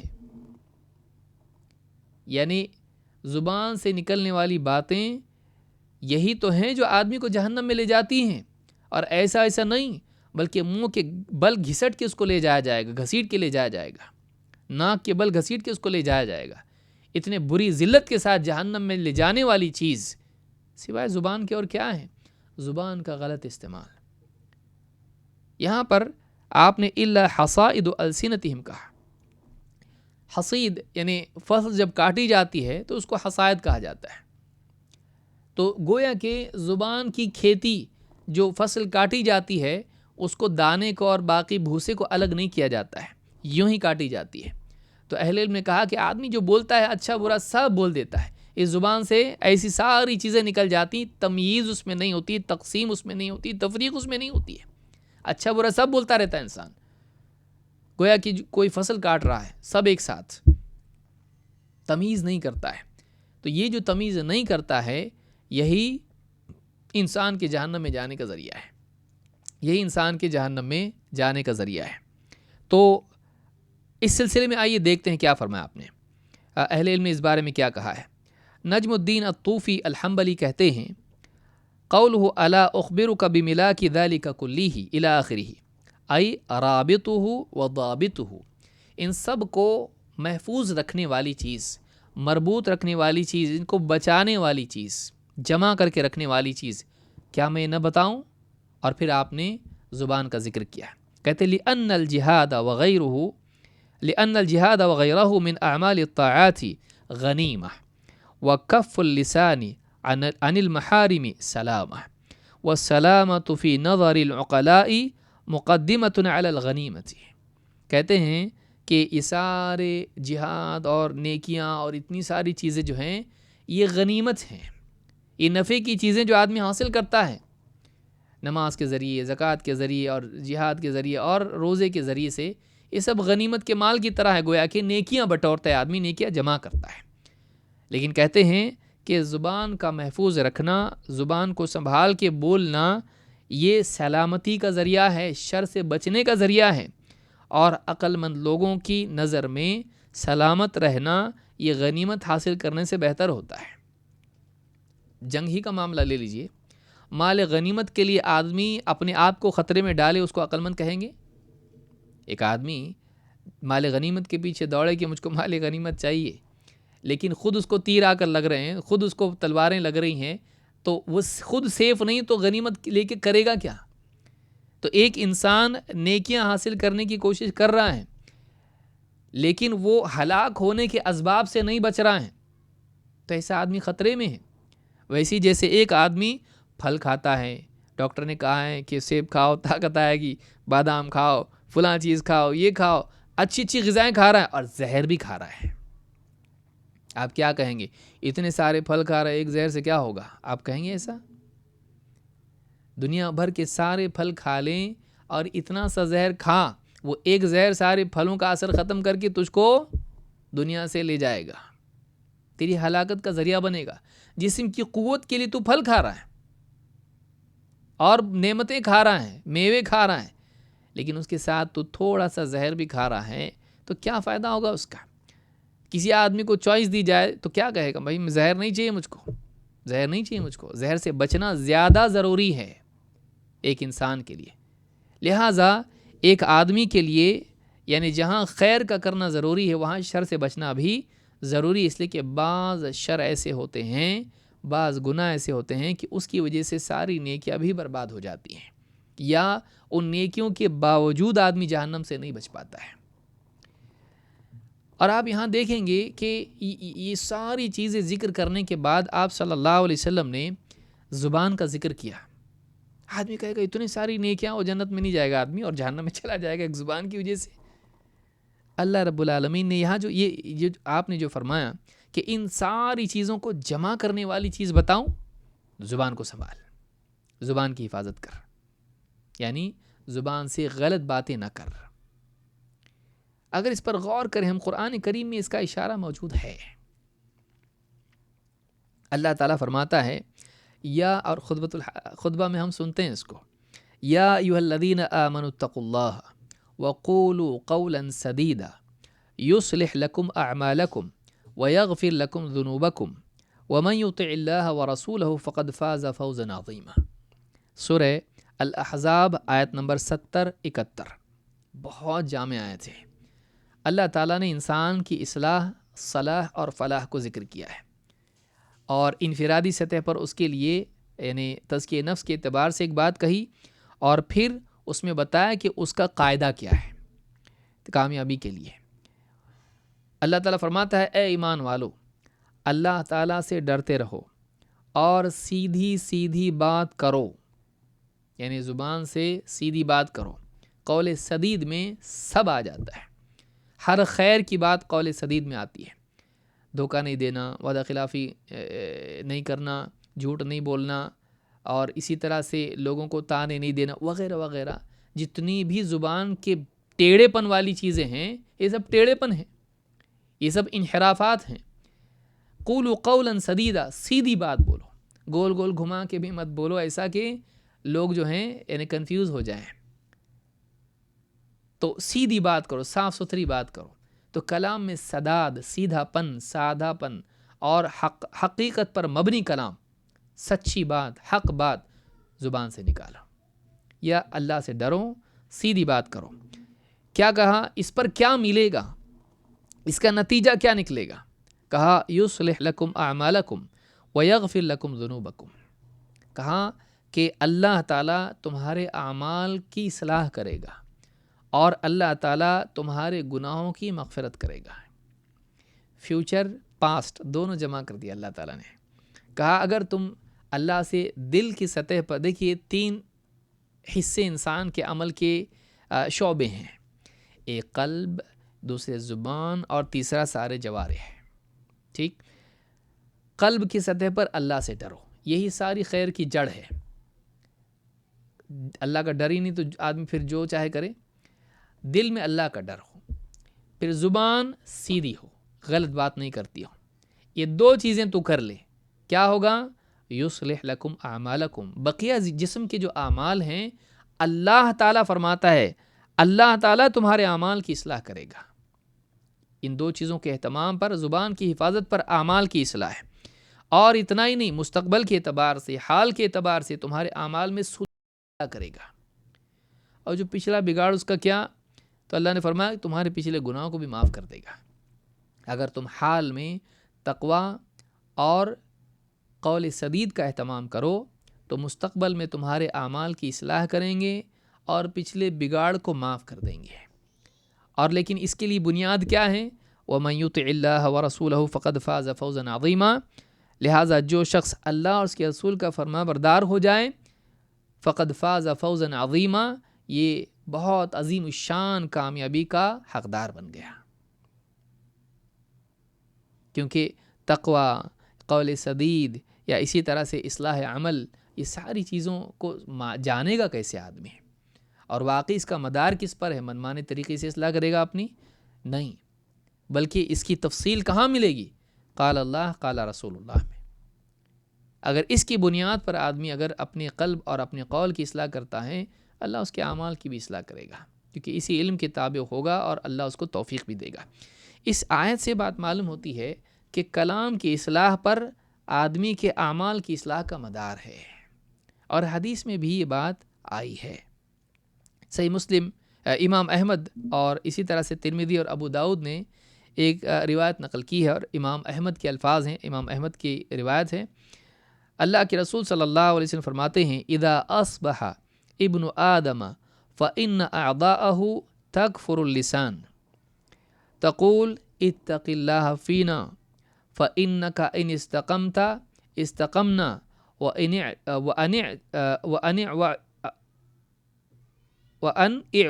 اعوججت اعوججنا۔ کہتے ہیں کہ جب صبح ہوتی ہے تو ابن آدم کے تمام اعضاء اس کی زبان کے آگے اپنے آپ کو گویا کہ جھکا لیتے ہیں، یا اس کے آگے عاجزی کرتے ہیں۔ کیا کہتے ہیں؟ اتق اللہ فینا، ہمارے بارے میں اللہ سے ڈر۔ فإنک ان استقمت استقمنا، اگر تو ٹھیک رہی، سیدھی رہی تو ہم سیدھے رہیں گے۔ وإن اعوججت اعوججنا، اور اگر تو ٹیڑھی ہو گئی تو ہم ٹیڑھے ہو جائیں گے۔ یعنی زبان سیدھی رہی، سارے اعضاء صحیح چلیں گے، سیدھے رہیں گے، ٹیڑھے راستے سے بچیں گے۔ اگر تیرے اندر انحراف تیرے اگر اندر انحراف آتا ہے تو ہم بھی منحرف ہو جائیں گے۔ اس حدیث سے بھی بات، حدیث نمبر 351 ہے صحیح الجامع صغیر میں، اور حدیث حسن درجے کی ہے اور مختلف الفاظ سے آئی ہے۔ تو یہ حدیث بتاتی ہے کہ انسان کی زبان کا انسان کے اعمال پر اثر ہوتا ہے۔ لہٰذا اخیر میں جو آپ صلی اللہ علیہ وسلم نے بات کہی وہ یہی ہے کہ ایک آدمی ساری چیزیں اپنی جگہ نیکیاں، لیکن ان سارے اعمال کی استعداد پیدا کرنے کے لیے اور اپنی اصلاح کرنے کے لیے، اپنے آپ کو ان اعمال کے لیے تیار کرنے کے لیے اور اپنے آپ کو ڈسپلن بنانے کے لیے زبان سے شروعات کر۔ زبان اگر ڈسپلن ہو جائے تیرا پورا جسم ڈسپلن ہو سکتا ہے۔ زبان کو قابو میں رکھیں تو انسان پورے جسم کو قابو میں رکھ سکتا ہے۔ آپ نے جڑ کے طور پر بتایا کہ یہاں سے ساری مصیبت شروع ہوتی ہے، اور آیت میں ہم دیکھ رہے ہیں کہ اس سے پہلے قلب پر بگاڑ شروع ہوتا ہے، اس کے بعد زبان، اس کے بعد اعمال۔ اس طرح سے اعمال کا بگاڑ زندگی میں آتا ہے۔ ابو ہریرہ رضی اللہ تعالیٰ فرماتے ہیں قیل علی نبی صلی اللہ، دیکھیے زبان کتنی اہم ہے، اس لیے کہ آپ دیکھیں گے کہ آپ صلی اللہ علیہ وسلم نے روزہ، نماز اور ساری چیزیں ذکر کیں، یہ نیکیاں ہیں، اس کے بعد آپ نے زبان کا ذکر کیا۔ کیوں؟ ایک اور حدیث دیکھنے سے بات اور زیادہ سمجھ میں آئے گی۔ ابو ہریرہ رضی اللہ عنہ کہتے ہیں قیل للنبی صلی اللہ علیہ وسلم یا رسول اللہ ان فلانۃ تقوم اللیل وتصوم النہار، اللہ کے رسول صلی اللہ علیہ وسلم سے کہا گیا، اے اللہ کے رسول، فلاں عورت ہے، ایک عورت ہے، وہ رات میں قیام اللیل کرتی ہے، تہجد کی نماز پڑھتی ہے، و تصوم النہار، اور دن میں روزہ رکھتی ہے، وتفعل وتصدق، اور بھی بہت سارے کام کرتی ہے اور صدقہ بھی دیتی ہے، وتؤذی جیرانہا بلسانہا، لیکن اس کا حال یہ ہے کہ اپنی زبان سے اپنے پڑوسیوں کو بہت تکلیف دیتی ہے۔ تہجد کی نماز پڑھتی ہے، صدقات کرتی ہے، روزے رکھتی ہے، پچھلے اعمال آپ نے دیکھے، لیکن ان تینوں اعمال کے بعد کیا اس کے اندر خرابی ہے کہ وہ تؤذی جیرانہا بلسانہا، وہ اپنی بدزبانی کی وجہ سے اپنے پڑوسیوں کو تکلیف پہنچاتی ہے۔ فقال رسول اللہ صلی اللہ علیہ وسلم لا خیر فیہا ہی من اہل النار، آپ نے کہا اس میں کوئی بھلائی نہیں ہے، اس عورت میں کوئی بھلائی نہیں ہے، وہ جہنمیوں میں سے ہے، وہ جہنمی عورت ہے۔ اس حدیث کو امام احمد اور اسی طرح سے امام ابن حبان اور حاکم نے روایت کیا ہے، اور الادب المفرد میں امام البخاری نے بھی اس روایت کو نقل کیا ہے، اور شیخ الالبانی نے الصحیحہ میں اس کو ذکر کر کے کہا کہ حدیث صحیح ہے۔ اس حدیث سے بات معلوم ہوتی ہے کہ نماز، روزہ، صدقہ سب کر رہی ہے عورت، لیکن زبان خراب ہے، کیا فائدہ ہوا؟ لہٰذا صحابی کا جو پوچھنا ہے کہ اللہ کے رسول ایسے عمل بتائیے جو جنت میں لے جائے، جہنم سے بچائیں، تو آپ نے جنت میں لے جانے والے سارے اعمال بتائے، اور ان اعمال کو برباد کرنے والی زبان، اور وہ زبان جس کی وجہ سے آدمی یہ عمل کر کے بھی جہنم میں جائے گا، تو آپ نے پھر اخیر میں بتا، دیکھ اس پر مدار ہے بقیہ تمام چیزوں کا، یہ صحیح ہو جائے زندگی صحیح ہو جاتی ہے۔ زبان کو صحیح کر، املک علیک لسانک، اپنی زبان کو، اپنی زبان کا مالک بن جا۔ اکثر لوگوں کی مالک ان کی زبان ہوتی ہے، وہ لوگ بولتے ہیں اور اس کے بعد سوچتے ہیں۔ لوگ دو طرح کے ہوتے ہیں، ایک وہ ہوتا ہے جو سوچ کے بولتا ہے، یہ سمجھدار ہے۔ بیوقوف کیا کرتا ہے؟ وہ بول کے سوچتا ہے، افسوس کرتا ہے کیوں بولا میں ایسا، کبھی غصے میں بول دیا، کبھی جہالت کی بنیاد پر بول دیا، کبھی کچھ بھی بول دیا، بولنے کے بعد سوچتا ہے کہ میں نے کیا کہا اور کیوں کہا، پچھتاتا ہے۔ آپ بولے ہوئے الفاظ واپس تو نہیں لے سکتے ہیں، آپ کی کمان سے نکلا ہوا تیر واپس نہیں آ سکتا ہے، بعض اوقات وہ تیر دل میں پیوست ہو جاتا ہے اور زندگی بھر نہیں نکل پاتا ہے۔ تو لہٰذا ایک آدمی کسی کی بے عزتی کر دے، کسی کے ساتھ کسی پر تہمت لگا دے، کسی کے ساتھ بدتمیزی سے بات کرے، اس کا دل توڑ دے، یہ ساری چیزیں انسان کی ایک بار کرنے کے بعد اس کی بھرپائی نہیں ہو پاتی ہے۔ اور بعض گناہ جیسے تہمت لگانا اور یعنی وعدہ خلافی کرنا وغیرہ جتنی چیزیں ہیں، یہ بہت خطرناک چیزیں ہیں، بعض منافقین کی علامات ہیں، بعض ایسی جو جہنم میں لے جاتی ہیں۔ تو یہ زبان کی حفاظت بہت ضروری ہے۔ اللہ کے نبی صلی اللہ علیہ وسلم فرماتے ہیں وَإِنَّ الْعَبْدَ لَيَتَكَلَّمُ بِالْكَلِمَةِ مِنْ سَخَطِ اللَّهِ لَا يُلْقِي لَهَا بَالًا يَهْوِي بِهَا فِي جَهَنَّمَ۔ آدمی بعض اوقات زبان سے ایک بات بول دیتا ہے اور اللہ تعالیٰ کی ناراضگی والا وہ کلمہ ہوتا ہے، لیکن وہ اس کی کوئی پرواہ نہیں کرتا ہے، لیکن اس طرح سے غلط بات بولنے کی وجہ سے وہ جہنم کی گہرائیوں میں پھینک دیا جاتا ہے۔ امام البخاری مسلم دونوں نے اس کو روایت کیا ہے۔ وہ کہ اس کو کوئی اہمیت نہیں ہوتی کہ میں کیا بول رہا ہوں، لاپرواہی میں کچھ بھی بول دیتا، کچھ نہیں ہوتا ہے، کچھ نہیں ہوتا ہے۔ اگر اللہ کی ناراضگی کا کلمہ ہے تو چاہے لوگوں کو کچھ نہ ہو، اللہ کو غصہ ہے، اللہ تعالیٰ اس ایک بات کی وجہ سے تجھ کو جہنم میں ڈال سکتا ہے۔ لہٰذا انسان کو زبان کی حفاظت کرنی چاہیے۔ کوئی بھی فتویٰ دے دیا، حدیث کا مذاق اڑا دیا، دین کا مذاق اڑا دیا، یا کچھ بھی ایسی باتیں کر دیں جو کسی کی بے عزتی ہو گئی، اس کے اندر کسی کا دل توڑ دیا، کسی پر تہمتیں لگا دی، وعدہ خلافی، جھوٹ، اور اسی طرح سے اتنی ساری چیزیں ہیں، غیبت ہے، بہتان ہے، اسی طرح سے یعنی چغل خوری ہے۔ تو یہ ساری چیزیں ایسی ہیں کہ آدمی اپنی اہمیت نہیں دیتا اس کو، لیکن اللہ کے ہاں جو چیز بری ہے وہ بری ہے، تیرے اس کو کم سمجھنے سے وہ کم نہیں ہو جائے گی۔ لہٰذا اس حدیث سے بھی بات معلوم ہوتی ہے کہ زبان جہنم میں لے جاتی ہے۔ تو کل ملا کر اس حدیث میں 4 حصے ہیں۔ ایک پہلے حصے میں جیسے صحابی نے پوچھا کہ وہ کیا چیزیں جو جنت میں لے جانے والی، جہنم سے بچانے والی ہیں، آپ نے پہلے 5 ارکان اسلام کے بیان کیے۔ 5 ارکان بیان کرنے کے بعد آپ نے نفل عبادات کا ذکر کیا، پھر اس کے بعد آپ نے دین کی شان و شوکت والے اعمال، انسان کے لیے اونچائی کے اسباب بیان کیے، رفعت کے اسباب بیان کیے، ذاتی اور اجتماعی۔ پھر اخیر میں آپ نے اس ساری چیز پر پانی پھیرنے والی چیز زبان، ساری کوششوں اور سارے نیک اعمال کو برباد کرنے والی چیز بد زبانی، اس کا ذکر کیا، تاکہ جو پائیں اس کو سنبھال کے بھی لے جائے۔ یہ نہیں کہ سارا جمع کیا لیکن پھر ضائع کر دیا۔ اس سے زیادہ بیوقوف آدمی کس کو کہیں گے کہ صبح سے شام تک بازار میں بیٹھا رہا، سب کماتے کماتے اور شام میں اس کو برباد کر دیا، دن بھر کی محنت برباد ہو گئی۔ تو زبان کی حفاظت کر، تیرے اعمال کی حفاظت ہوگی، عملی زندگی کی حفاظت ہوگی۔ تو زبان کا اثر اعمال پر ہوتا ہے۔ تو یہ ساری چیزیں اس حدیث میں بیان ہوئی ہیں۔ تو یہ ایک حدیث ہم نے مکمل کی۔ آئیے آگے بڑھتے ہیں۔ اس حدیث کے جو معنی ہیں ان کو اللہ رب العالمین ہم کو توفیق عطا فرمائے کہ ہم اس کو اپنی زندگی میں بھی شامل کر سکیں۔ اب ہم حدیث نمبر 30 دیکھتے ہیں۔ ابھی وقت ہمارے پاس ہے، اس اعتبار سے ہم اس حدیث کو شروع کرتے ہیں اور انشاءاللہ بقیہ حصہ اگلے درس میں مکمل کریں گے۔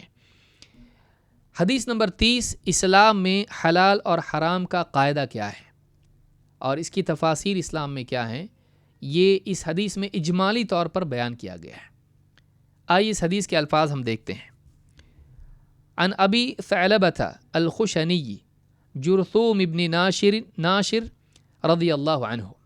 ابو ثعلبہ الخشنی، جن کا نام جرثوم ابن ناشر ہے رضی اللہ عنہ سے روایت ہے، عن رسول اللہ صلی اللہ علیہ وسلم قال، اور وہ اللہ کے رسول صلی اللہ علیہ وسلم سے روایت کرتے ہیں کہ آپ نے فرمایا، ان اللہ عز وجل فرض فرائض فلا تضيعوها۔ اللہ تعالیٰ نے کچھ چیزوں کو فرض کیا ہے، فرائض کو فرض کیا ہے، فلا تضيعوها، تو تم انہیں ضائع نہ کرو، وحد حدودا فلا تعتدوها، اور اللہ تعالیٰ نے کچھ حدیں مقرر کی ہیں لہٰذا تم انہیں پھلانگو مت، وحرم اشیاء فلا تنتہکوها، اور اللہ تعالیٰ نے کچھ چیزیں حرام کر دی ہیں لہٰذا تم اس حرمت کے پردے کو چاک نہ کرو، وسکت عن اشیاء رحمۃ لکم غیر نسیان، اور اللہ تعالیٰ نے کچھ چیزوں سے سکوت اختیار کیا تم پر رحم کرتے ہوئے بھول کر نہیں، فلا تبحثوا عنها، تو تم ان کی کھود کرید میں مت لگو۔ امام النووی رحمۃ اللہ علیہ فرماتے ہیں، حدیث حسن رواہ الدارقطنی وغیرہ، یہ حدیث حسن درجے کی ہے اور امام الدارقطنی وغیرہ نے اس کو روایت کیا ہے۔ تو اس حدیث کے بارے میں ہم کو سمجھنا ہے۔ سب سے پہلی بات تو سے پہلے بعض اہل علم نے اس حدیث کو ضعیف قرار دیا ہے، جن میں سے شیخ الالبانی بھی ہیں، اور انہوں نے غایۃ المرام میں حدیث نمبر 4 کے تحت اس حدیث کو کہا کہ حدیث ضعیف ہے، سند کے اعتبار سے یہ حدیث ضعیف ہے۔ کیوں ضعیف ہے؟ اس لیے کہ اس میں ایک راوی ہیں مکحول، اور مکحول ابو ثعلبہ سے ان کا سماع ثابت نہیں ہے، یا کہا جا سکتا ہے کہ انہوں نے نہیں سنا ثعلبہ سے، ابو ثعلبہ الخشنی سے، یہ صحابی ہیں اور مکحول تابعی ہیں، تو انہوں نے ابو ثعلبہ رضی اللہ تعالیٰ عنہ سے حدیث نہیں سنی۔ اور مزید یہ کہ مکحول مدلس ہیں،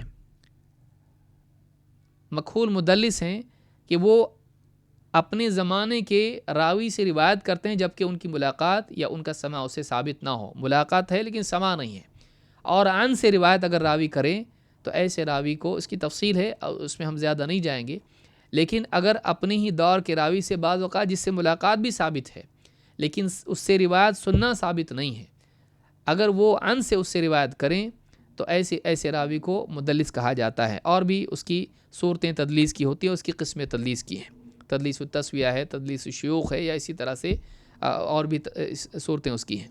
تو یہاں پر یہ بات ہم کو معلوم ہوئی کہ شیخ الالبانی کہتی ہیں حدیث ضعیف ہے۔ بعض اہل علم نے، ابن الملقن وغیرہ نے کہا کہ نہیں، ان کا سماع ثابت ہے، اور ابن معین نے کہا ہے کہ انہوں نے سنا، اسی لیے امام نووی اور بعض اہل علم نے اس کو کہا کہ یہ حدیث حسن درجے کی ہے، قابل قبول ہے۔ علی کل حال حدیث اگر سند کے اعتبار سے ضعیف ہو تب بھی اس میں جو مواد ہے، جو بات بیان کی گئی ہے وہ صحیح ہے۔ مزید اس کی ایک تأییدی روایت بھی ہم کو ملتی ہے جو ابو الدرداء رضی اللہ تعالیٰ سے آئی ہے۔ عن ابی الدرداء رضی اللہ عنہ قال قال رسول اللہ صلی اللہ علیہ وسلم ما احل اللہ فی کتابہ فہو حلال وما حرم فہو حرام وما سکت عنہ فہو عفو فاقبلوا من اللہ عافیتہ فإن اللہ لم یکن لینسا شیئا ثم تلا هذه الآیہ وما كان ربک نسیا۔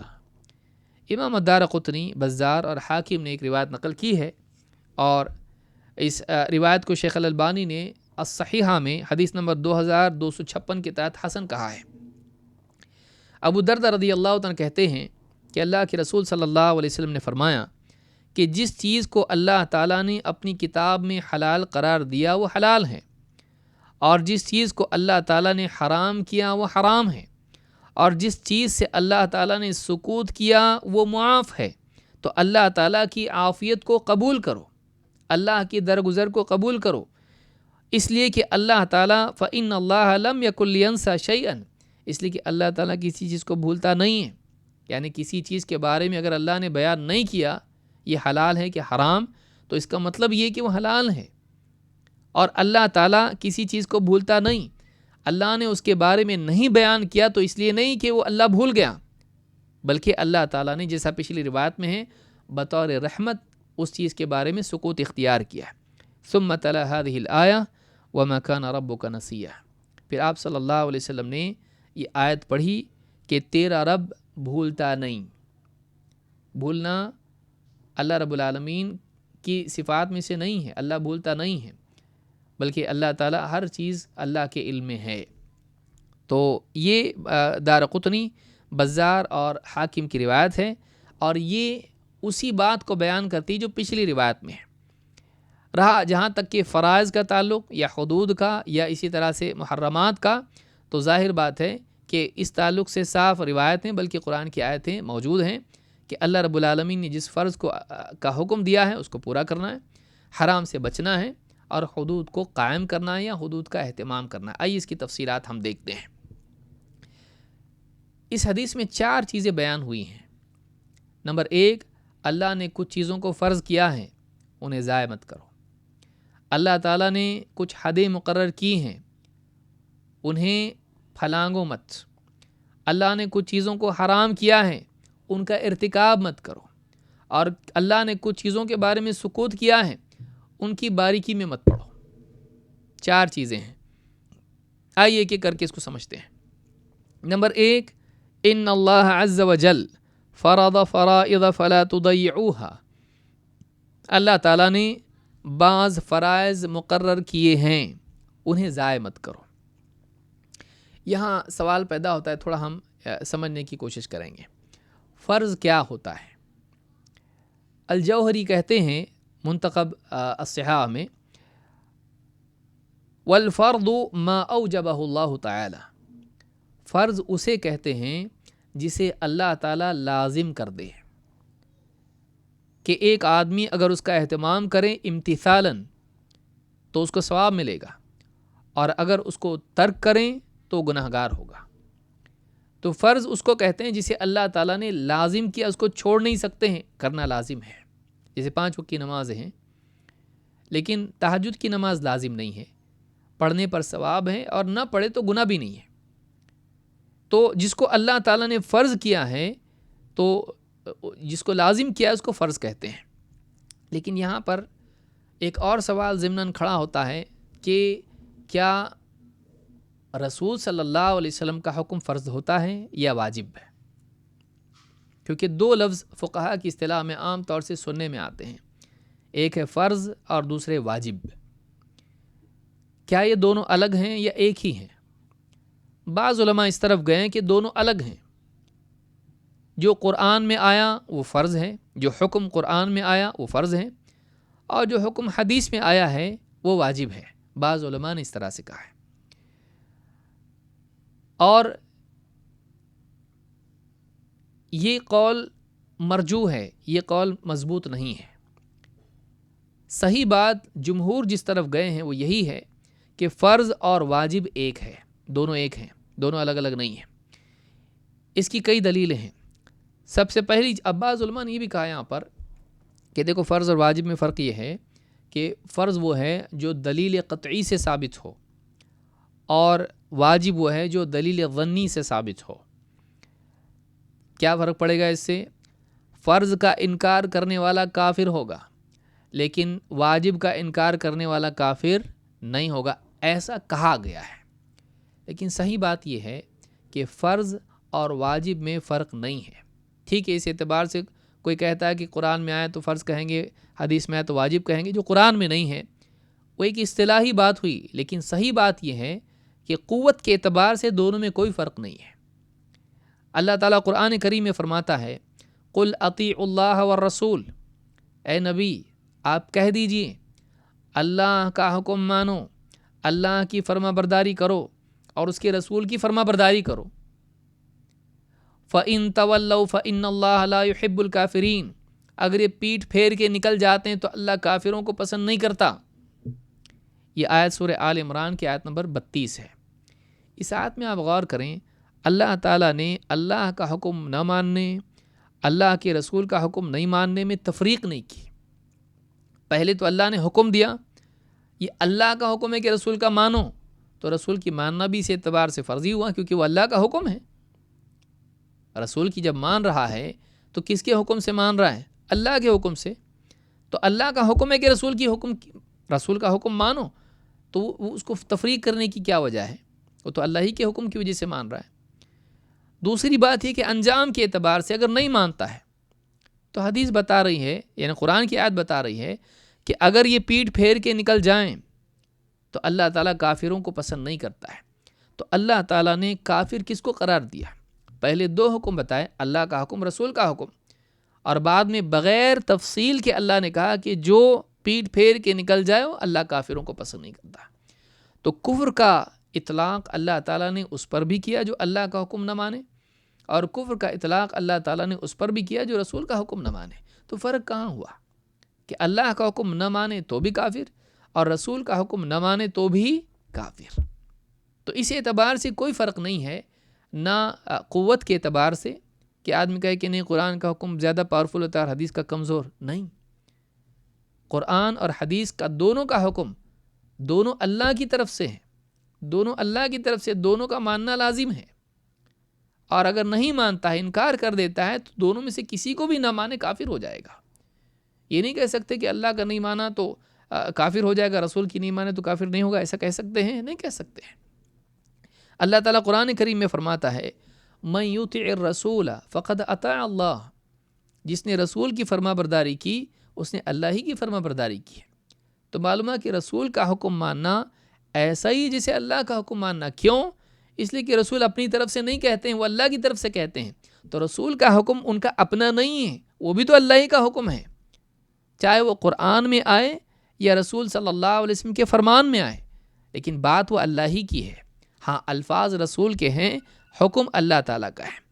لہٰذا یہاں پر یعنی یہ جو کہنا ہے کہ دونوں میں تفریق ہے، یہ قول مضبوط نہیں ہے۔ تو جو آیت میں نے پڑھی کہ جو اللہ رسول کی ماننا اللہ کی ماننا ہے، یہ سورہ نساء کی آیت نمبر 80 ہے۔ مزید یہ کہ کیا فرض و واجب الگ الگ ہیں، اس کے خلاف اور بھی دلائل ہیں۔ مثال کے طور پر اللہ تعالیٰ قرآن کریم میں فرماتا ہے وَإِن كُنتُمْ جُنُبًا فَطَّهَّرُوا، اور جب اگر تم جنوبی ہو، احتلام یا بیوی سے تعلق قائم کرنے کے بعد آدمی جنوبی ہو جاتا ہے، اور اسی طرح سے عورت بھی۔ یہ سورہ مائدہ کی آیت نمبر 6 ہے۔ تو اللہ تعالیٰ نے قرآن میں جنوبی کو طہارت کا یعنی غسل کا حکم دیا ہے کہ تم جنوبی ہو تو طہارت اختیار کرو یعنی غسل کرو۔ تو یہ قرآن میں اللہ کا حکم ہے، لیکن اللہ کے نبی صلی اللہ علیہ وسلم کیا فرماتے ہیں؟ اذا جاوز الختان الختان فقد وجب الغسل، جب مرد اور عورت کی جگہیں ملاقات کر جائیں تو پھر غسل واجب ہو جاتا ہے۔ فقد وجب الغسل، تو یہاں پر یہ مسند احمد، ترمذی اور طبرانی کی روایت ہے۔ اس حدیث سے بات، اور اسی کے ضمن میں اسی طرح کے مختلف الفاظ میں مسلم میں بھی روایت موجود ہے۔ تو اس حدیث میں آپ نے غسل کو کیا کہا؟ فرض نہیں کہا، بلکہ آپ نے کیا کہا؟ فقد وجب الغسل، کیونکہ وجب کے معنی ہوتے ہیں کہ لازم ہونا۔ تو اگر بیوی شوہر کی ملاقات ہوتی ہے تو غسل کیا ہو جاتا ہے؟ واجب ہو جاتا ہے۔ تو قرآن کا حکم ہے، اس اعتبار سے تو فرض ہوا، لیکن رسول اکرم صلی اللہ علیہ وسلم کیا کہہ رہے ہیں؟ یہ واجب ہے۔ تو واجب اگر الگ ہوتا تو آپ اس کو فرض ہی کہتے، واجب نہیں کہتے ہیں۔ اسی طرح سے آپ دیکھیں گے کہ بعض وہ چیزیں جو نبی صلی اللہ علیہ وسلم نے بیان کی ہیں اور آپ نے طے کی ہیں، آپ نے حکم دیا ہے، جو کہ قرآن میں نہیں ہے، اس کو فرض کہا گیا ہے۔ مثلا عبداللہ ابن عمر رضی اللہ تعالیٰ عنہما سے روایت ہے، فرماتے ہیں فرض رسول اللہ صلی اللہ علیہ وسلم زکاة الفطر صاعا من تمر او صاعا من شعیر على العبد والحر والذکر والانثى والصغیر والکبیر من المسلمین وامر بها ان تؤدى قبل خروج الناس الى الصلاة۔ بخاری مسلم میں حدیث موجود ہے۔ فرماتے ہیں، یہ بخاری کی حدیث نمبر 1503 ہے، کہا کہ اللہ کے رسول صلی اللہ علیہ وسلم نے زکوٰۃ الفطر کو، فطرہ جس کو ہم کہتے ہیں، صدقۃ الفطر کہتے ہیں، زکوٰۃ الفطر کہتے ہیں، اللہ کے رسول صلی اللہ علیہ وسلم نے فطرہ، زکوٰۃ الفطر، صدقۃ الفطر فرض کیا۔ صاع من تمر، کھجوروں میں سے ایک صاع، یا شعیر جو میں سے ایک صاع، علی العبد والحر، چاہے غلام ہو یا آزاد ہو، والذکر والانثى، چاہے مرد ہو یا عورت اس پر بھی، والصغیر والکبیر من المسلمین، چاہے چھوٹا ہو یا بڑا ہو مسلمانوں میں سے، سب پر فرض کیا۔ وَأَمَرَ بِهَا أَن تُؤَدَّى قَبْلَ خُرُوجِ النَّاسِ إِلَى الصَّلَاةِ، اور آپ نے اس کا حکم دیا کہ لوگ نماز کے لیے جائیں، عید کی نماز کے لیے، اس سے پہلے فطرہ ادا کرنا لازم ہے۔ اس حدیث سے کیا معلوم ہوا؟ فرض رسول اللہ صلی اللہ علیہ وسلم زکوٰۃ الفطر، اللہ کے رسول صلی اللہ علیہ وسلم نے زکوٰۃ الفطر کو فرض قرار دیا ہے۔ تو آپ دیکھیں پچھلی حدیث میں غسل کو اللہ نے حکم دیا، لیکن رسول صلی اللہ علیہ وسلم اس کو واجب کہہ رہے ہیں۔ اس حدیث میں اللہ کا حکم قرآن میں اس طرح سے نہیں کہ زکوٰۃ الفطر ادا کرو، لیکن رسول صلی اللہ علیہ وسلم اس کا حکم دے رہے ہیں، لیکن آپ اس کو کیا کہہ رہے ہیں؟ فرض۔ آپ نے کہا قرآن میں نہیں ہے تو فرض نہیں ہے، واجب ہے، بلکہ آپ اس کا حکم دے رہے ہیں تو وہ کیا ہوا؟ فرض ہوا۔ تو فرض اور واجب ایک ہی ہے۔ فرض اللہ ہی کرتا ہے، لیکن رسول کے ذریعے اللہ بتاتا ہے۔ کبھی وہ حکم قرآن میں ہوتا ہے، کبھی نہیں ہوتا ہے، کبھی رسول ہی کی زبانی وہ حکم بیان کیا جاتا ہے، لیکن آتا سبھی کا سب اللہ کی طرف سے ہے، حکم اللہ ہی کا ہوتا ہے۔ اس اعتبار سے چاہے آپ فرض کہیں یا واجب کہیں، بات ایک ہی ہے، الگ الگ نہیں ہے۔ تو میں سمجھتا ہوں آج کے لیے اتنا کافی ہے۔ انشاءاللہ مزید ہم باتیں اس میں آنے والے درس میں دیکھیں گے. وقت ہو گیا ہے تو انشاءاللہ بچی ہوئی باتیں اگلے درس میں ہم مکمل کریں گے. اقول ھذا واستغفر اللہ لی ولکم. اللہ تعالیٰ اس چیز کے سمجھنے اور اس پر عمل کرنے کی ہم کو توفیق عطا فرمائے جو ہم ان دروس میں سیکھ رہے ہیں.